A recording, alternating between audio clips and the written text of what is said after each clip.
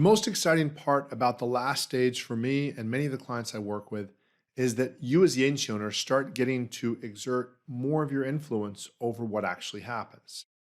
So in the first stage of purpose, we focused on your vision and the role clarity, creating an awesome opportunity and accountability standards for performers.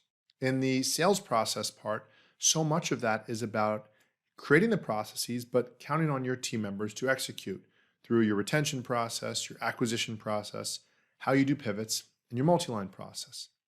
Once we reach the people stage, we start being able to make sure that the best people are doing the tasks that they're best suited for and really do the absolute best.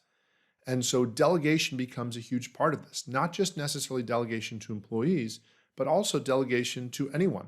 And so what I want you to consider first is to open up your definition of what delegation means. Many people, when they think of delegation, only think of employees. Anytime you go to a restaurant and you buy food from them, you're delegating cooking. Anytime somebody cuts your hair, you're delegating that. Anytime someone mows your lawn, anything like that is possible. So with delegation, it might not just be work tasks. It might not just be things that your employees currently do. It might be other things that you outsource or you hire other vendors to do. Now we're going to take a look at what usually happens with how business owners invest their time. Very often, a huge percentage of their time is going to low impact work. Some of their time is going to somewhat high impact work, and some of it's going to huge impact work. And I'm going to use the numbers of 1x per hour, 4x per hour, and 16x per hour, not just as random numbers, but also because of research I've done, the work of Perry Marshall in 80/20 sales and marketing, and just seeing that what he suggested is also true in the business I've seen with the agency owners I work with and my own business as well. So if you consider this concept, you'd realize the possibility that a huge amount of your time is going to, let's say, $10 per hour work, to use a nice round pretty number to multiply by. And then your 4x work, your $40 an hour work, is only being done some of the time. And then your $160 an hour work is being done an even smaller percentage of the time. Now, again, your exact numbers might be a multiple of this. I'm just using some round numbers that are easy for math. Now, if we mapped this on a calendar, it would look a lot like this. Let's say you're working 50 hours a week, 80% of that time, or 40 hours, would be that low impact work. And then 16% of that time, roughly 8 hours, would be high impact work. And 4% of the time, roughly 2 hours per week, would be that huge impact work. And so if we looked at that from an income standpoint, it would mean that you're earning $400 over 40 hours, $320 over 8 hours, and another $320 over 2 hours. So 62% of your income would be made in 20% of the time. Now, as an insurance agency owner, you might say, well, Wade, I have to be in my office or I have to make sure things happen. And so I'm working 40 hours a week or 50 hours a week. But think about how many of those hours are you doing something that truly moves the needle in your business, that really makes a big difference, versus how much of the time are you doing something perhaps that somebody else could be doing for 10, 15, or 20 bucks an hour. And if that's the case, it's not to say that you would delegate all that red work and do nothing. You might decide to do more of that green work, more of that blue work, and fill up your calendar with more things that make a higher income multiple. And that would allow you to hire even more help and or perhaps take more time off because you would need less time to get the income result you need.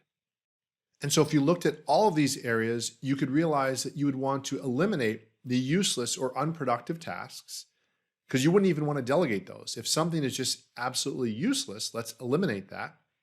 And you would ignore irrelevant items. You say, Wade, what do I ignore? Well, think about your current business model.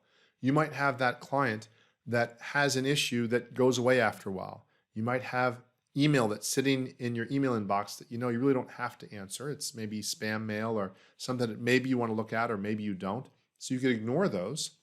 There'd be certain things you could automate with technology, and that would be great because that's usually a lower cost alternative to delegating to people.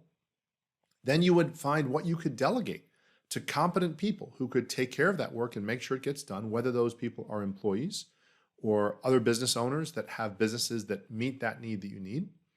And then there'd be some work that you need to maintain. Some of it is due to your role that you simply have to do. It might be boring, but you'd maintain that because that's your role. You have to do that. Not that you have to do certain boring work, but there's certain responsibilities as the owner that you have to do. And then you look to scale up your time and hopefully double down your amount of time in the profitable and exciting projects. Those would be the things that you'd want to invest more time in ideally.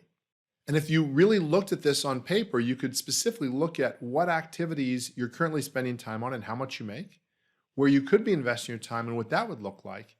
And with certain software, one of the tools we have, you could actually reallocate your time investments so that you could make more impact, which usually leads to more income, and then do that in less time.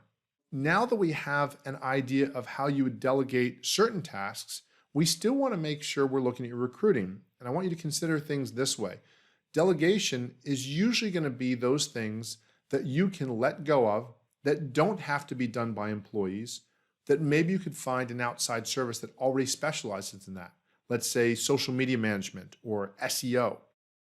The recruiting is going to be very often for things you need done by team members on a recurring and regular basis.